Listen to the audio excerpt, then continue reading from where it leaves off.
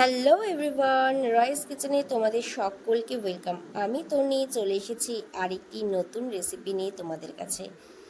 মাঝখানে কিছু ব্যস্ততার কারণে কোনো রকম ভিডিও আপলোড করা হয়নি, তাই আজ একটা নতুন ভিডিওর সাথে চলে আসলাম তোমাদের কাছে।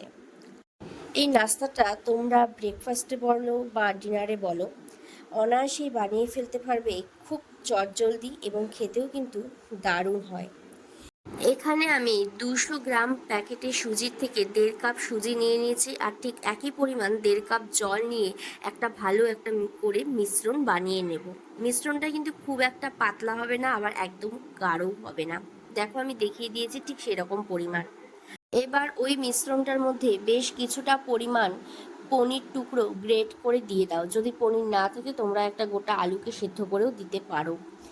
তার মধ্যে সামান্য পরিমাণ হলুদ গুঁড়ো, স্বাদ মতো লবণ এবং সামান্য পরিমাণ লঙ্কার গুঁড়ো দিয়ে কেটে রাখা বাঁধাকপি, গাজর, ক্যাপসিকাম, পেঁয়াজ এবং লঙ্কা কুচি দিয়ে ভালো করে মিশ্রণটাকে রেডি করে নিতে হবে।